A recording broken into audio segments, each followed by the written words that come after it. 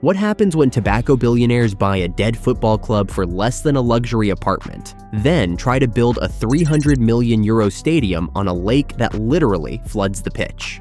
Welcome to Como 1907, where Raphael, Varane, and Champions League legends play Serie A football in front of just 10,000 fans in Italy's smallest stadium.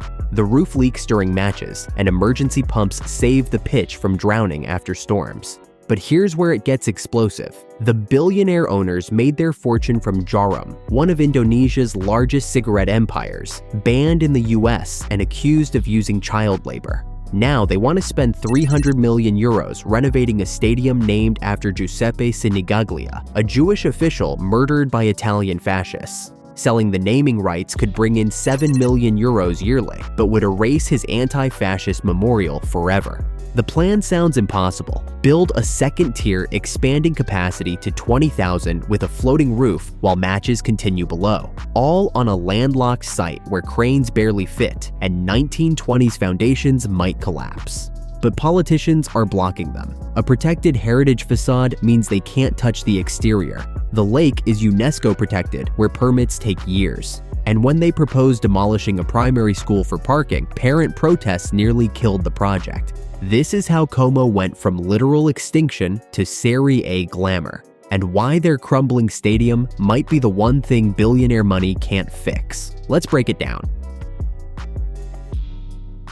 Como 1907 spent decades as a respectable Serie A club, playing against AC Milan and Juventus through the 1980s and early 1990s. The club had genuine history, passionate local support, and a beautiful lakeside home that drew visitors from across Europe. Then came complete extinction. Bankruptcy in 2004 dissolved the club entirely, erasing decades of tradition in a single administrative stroke. Heartbroken fans refused to let their team die and restarted in Serie D, Italy's fourth tier, essentially amateur football. The road back was long and painful. Progress remained slow and fragile, dependent on local volunteers and modest budgets. The dream of Serie A felt impossibly distant for fans watching in half-empty stadiums. Then came 2019, the year everything changed. Indonesian billionaire brothers Robert and Michael Hartono, worth over $50 billion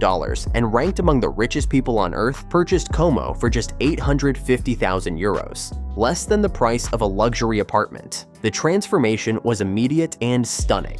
They brought in top talent and turned Como into Serie A's most glamorous project, combining elite football with Lake Como's reputation as a playground for the ultra-wealthy. Como stormed through the divisions, winning promotion 3 times in 5 years and reaching Serie A in May 2024 after 21 years away. But one massive problem remained. Stadio Giuseppe Sinigaglia was completely inadequate for elite football. When Como reached Serie A in 2024, their stadium capacity was just 7,498 seats. Entire sections were closed because they were structurally unsafe after years of neglect during the club's lower league wilderness. The roof leaked water onto seats during matches, concrete was crumbling in the stands, and safety inspectors had condemned multiple sections as unfit for public use. Como spent the summer of 2024 in a desperate race against time, installing 3,000 emergency temporary seats just to meet Serie A's minimum capacity requirements of 10,000. But even that wasn't enough. Italian authorities deemed Sinigaglia unsafe, forcing Como to play their first 3 Serie A matches away from home. After 21 years dreaming of Serie A football at Sinigaglia, players and fans had to wait until September 14, 2024 to finally celebrate at their own stadium. Lake Como itself has become the stadium's greatest enemy. Stadio Sinigaglia sits so close to the water's edge that the lake literally floods the pitch during heavy storms. In September 2024, violent rainfall caused Lake Como to overflow directly through the stadium's drainage systems, submerging the playing surface under several inches of water. Emergency pumping equipment had to be rushed in to save the pitch. This wasn't a one-time disaster. It happens repeatedly throughout the season whenever storms hit northern Italy. The numbers tell a brutal story. Como's wage bill alone is €47.8 million annually, massive for a newly promoted club. Milan and Inter San Siro hold 75,000 fans, generating enormous ticket and hospitality income. Even mid-table Serie A clubs like Atalanta and Fiorentina have stadiums with 20,000 plus capacity. Como's current 10,584 usable seats mean they lose tens of millions every season compared to rivals, making it nearly impossible to compete financially in Italy's top flight. Recognizing that their Serie A dream would be impossible without a proper stadium, the Hartno brothers knew they had to act. By February 2025, they partnered with Probuilds, the architects behind Wembley Stadium and Tottenham Hotspur Stadium, and announced their most ambitious plan yet. The vision was bold: transform Sinigaglia from a crumbling relic into a modern waterfront jewel. But after decades of decay and disaster, the real question was, what would the new Sinigaglia actually look like? The core plan is to expand capacity to between 15,000 and 20,000 seats, all while celebrating Como's stunning lakeside location.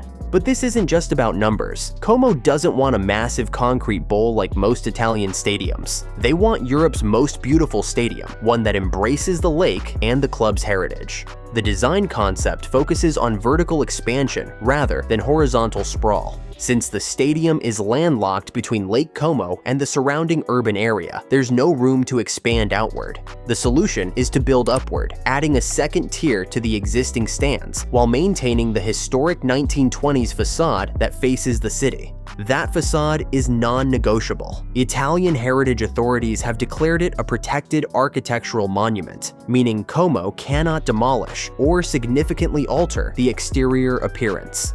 The new design will feature a continuous roof covering all stands, protecting fans from Lake Como's unpredictable weather while amplifying crowd noise. Inside, the transformation will be dramatic. Current sightlines are poor, many seats are far from the pitch, and the running track creates distance between fans and players. The renovation will eliminate the track entirely, pulling stands closer to the action. Every seat will have unobstructed views, with rake angles optimized for perfect visibility. Hospitality takes center stage in Como's commercial strategy. The Hartno brothers understand that Lake Como's clientele expects luxury, so the plans include premium lounges, rooftop terraces, VIP suites, and exclusive access areas where corporate clients can network before matches. This isn't just about football, it's about creating a social destination where the wealthy want to be seen. Technology and sustainability are integral to the vision. Solar panels will be integrated into the roof design, and LED lighting will enhance the stadium's atmosphere and visibility.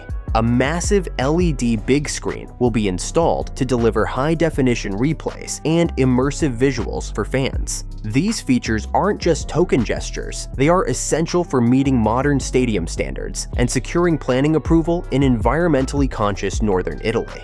The comparison to other European waterfront stadiums is inevitable. Think of Porto's Estádio do Dragão or Lisbon's Estádio da Luz, modern venues that balance capacity with architectural elegance. Como wants to join that elite tier, but with an even more dramatic natural setting. Every detail, from sightlines to terraces, from the roof to the LED big screen, is designed to create an unforgettable experience for fans. But here's the critical question: can they actually build this, or will politics and bureaucracy kill the dream before it starts?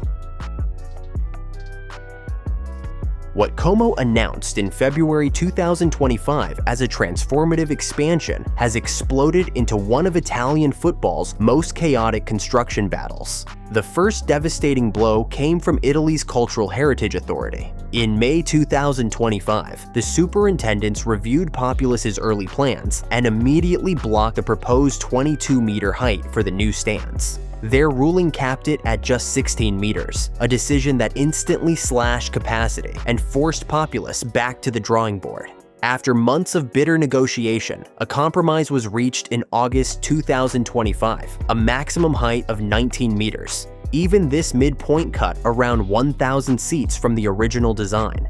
Yet the path ahead remains treacherous. Italy is where stadium projects go to die, and Como is walking straight into the same trap. as Roma's new stadium has been stuck in approval hell for over a decade, bouncing from Tor di Valle, which was abandoned in 2021 after political interference and corruption investigations, to Pietralata, where environmental objections and protected green areas are still delaying construction. Meanwhile, Inter and AC Milan spent years planning a replacement for San Siro, only for heritage authorities to block its demolition in 2023, forcing both clubs to start from scratch. These are powerhouse clubs with political muscle, and they still couldn't break Italy's maze of environmental reviews and cultural heritage restrictions. Now imagine Como trying to redevelop a protected lakefront in an 18th century district around a 1927 heritage-listed stadium. Unlike Roma and Milan, they learned from past failures, engaging the superintendents early and accepting compromises to secure formal heritage approval.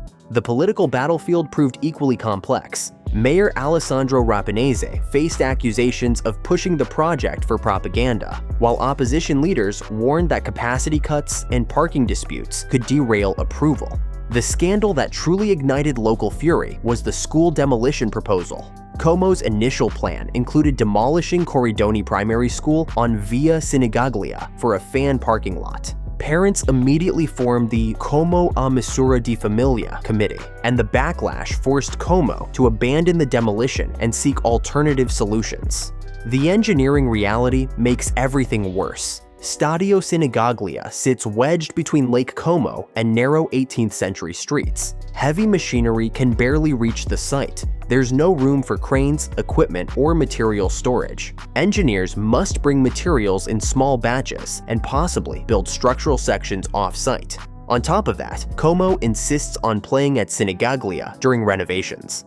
Building a full roof, adding a second tier, and shifting stands closer to the pitch while hosting matches is seen by experts as borderline impossible. The likely outcome is either drastically reduced capacity for years or forced temporary relocation to cities like Novara or Monza, costing millions per match day in lost revenue. The timeline remains ambitious. President Mirwan Suarso has set a target of completing design and approval by May 2026, with construction finished by 2028. Given 1920s foundations and complex bureaucracy, any significant delay could push the project well into the 2030s. Every delay costs Como heavily. With only 10,584 usable seats, they lose millions per season compared to rivals with 20,000 plus capacity stadiums. Como spent 121 million euros on transfers in 2024, signing World Cup winner Raphael Varane and Champions League legends, but can't generate the matchday income to sustain elite football. Behind every postponed approval and bureaucratic hurdle lies a growing question. How will this costly project actually be financed? The numbers are terrifying. Early estimates suggested around 100 million euros for basic expansion, but factor in heritage preservation for the protected facade, specialized lakefront construction to withstand flooding, and Italy's notoriously expensive building costs. Realistic projections have exploded to 200 to 300 million euros. That's potentially the most expensive per-seat renovation in Italian football history for a club that went bankrupt just 20 years ago. Let's put this in perspective. Atalanta's Guis Stadium cost 40 million euros for complete modernization. Fiorentina's Nightmare project has burned through over 200 million euros and still isn't finished. Como is aiming for maybe 18,000 seats at triple the cost per seat. The math only makes sense if you understand their luxury strategy. Now here's where the billionaire backing gets interesting. The Hartono brothers rank among Indonesia's richest families and could easily afford this project. But billionaires don't stay billionaires by making bad investments that lose money for decades. The entire financial model depends on one terrifying assumption: Como staying in Serie A permanently. If Como gets relegated to Serie B, which happens to nearly half of promoted clubs within 5 seasons, this becomes a catastrophic disaster. Serie A clubs receive around 90 million euros annually in broadcasting revenue. Serie B clubs get maybe 8 million euros. That's an 80 million euro cliff. One bad season and Como's revenue collapses 90% overnight while still paying off massive stadium debt. But if Como survives in Serie A, the upside is huge. Currently, with just 10,000 seats, ticket revenue is minimal. With expanded capacity, premium pricing for wealthy tourists and corporate clients, plus naming rights and year-round events, the stadium could generate several times more revenue annually and justify the construction costs. But here's the controversy the hard-to-knows don't want discussed. They made their fortune from Jarum, one of Indonesia's largest cigarette manufacturers, a tobacco empire built on Kretek clove cigarettes banned in the United States in 2009. Jarum produces around 20% of cigarettes sold in Indonesia and has faced accusations about marketing to minors and using child labor in tobacco farming. Using Como as a glamorous European platform could help rehabilitate their tobacco brand's image internationally. The naming rights issue could explode. The stadium honors Giuseppe Sinigaglia, a Jewish official murdered by Italian fascists in World War II, a powerful anti-fascist memorial. Selling the naming rights could bring in €7 million yearly, potentially saving the club financially. But erasing Sinigaglia's name would enrage local groups and Jewish organizations worldwide, destroying Como's reputation overnight. It's not just business, it's a cultural minefield. And here's the nightmare. What happens to actual local fans? The working-class families who supported the club through bankruptcy and 20 years of lower league obscurity are about to be priced out entirely. Season ticket prices could triple or quadruple. This isn't modernization, this is class warfare disguised as progress that could destroy the soul of the club even if the finances succeed. Right now, Como is living the most dangerous paradox in world football, playing stylish Serie A football with Champions League winners like Raphael Varane in one of the smallest, most inadequate stadiums in Europe's top leagues. They've brought Hollywood glamour and billionaire backing to a club that was literally extinct 20 years ago. But without a stadium that matches their ambitions, they're building a house of cards that one bad season will collapse entirely.